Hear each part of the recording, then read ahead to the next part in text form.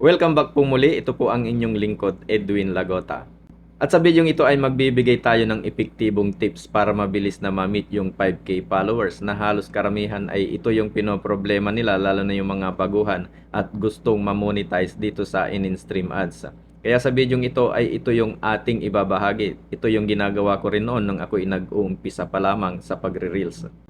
Ngunit bago tayo magpatuloy ay huwag kalimutang ibahagi muna yung video na ito para naman po yung mga baguhan ay malaman nila kung ano ba yung tips na ito at mabilis din nila at makatulong sa kanila para maabilis na maabot po yung 5K followers na criteria dito sa in-stream ads.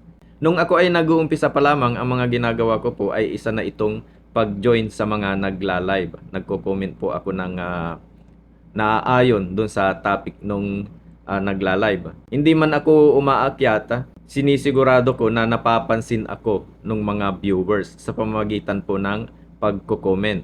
Huwag lang po yung mag-comment tayo ng mga payakap or papalo pag ganito. Kasi pagka ganun yung mga ikino-comment natin ay hindi po yun pinapansin ng ibang mga viewers, lalo na pagka yung mga followers po ng host ay mga legit na riskbacker talaga, ay hindi ka papansinin kasi ang alam nila yung intention mo lang ay makipagyakapan. Kaya mas maganda po na mag-comment tayo ng relevant po dun sa topic ng host. Unang-una po natin gawin ay i-greet natin yung host, tapos i-greet din natin yung kanyang mga viewers.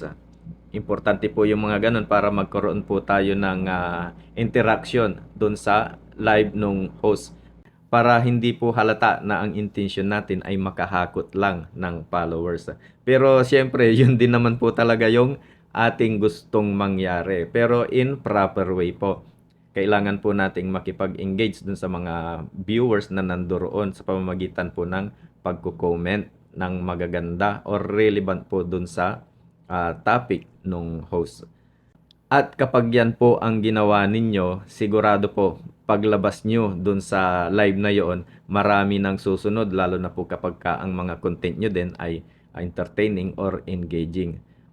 100% po susundan ka nung mga nakakita sa'yo dun sa live na yon, or yung mga nakilala mo, or yung mga nakipag-engage ka sa live na yon, susundan at susundan kanila. Mas maganda pong gawin ito kaysa dun po sa makikipag palo to palo po kayo, or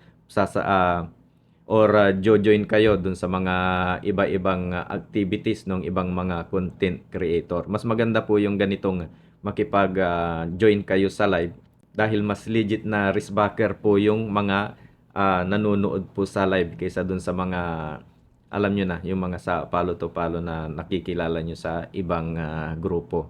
Okay? At sigurado po na pagka-out nyo sa live na yon, marami pong susunod sa inyo. Magugulat na lang kayo na paggising nyo, marami ng views yung video nyo at marami nang nag-follow sa iyo. Ganun lang po yung gawin natin. Pagka po tayo ay may bakanting oras, mag-scroll lang tayo. Wag po tayong mamili ng live na ating pupuntahan. Kahit na yung mga maliliit na creator na nagla-live, pumasok po tayo doon, meron at meron tayong makukuha na followers diyan. Okay? So, yun lang po yung tips na maibibigay ko na ginawa ko rin noon at epektibo naman. Kaya, sana po ang video ito ay nakatulong muli sa inyo, at huwag kalimutang i-follow yung page ko para naman po maging updated lagi sa lahat ng mga video na aking i-upload araw-araw. Salamat!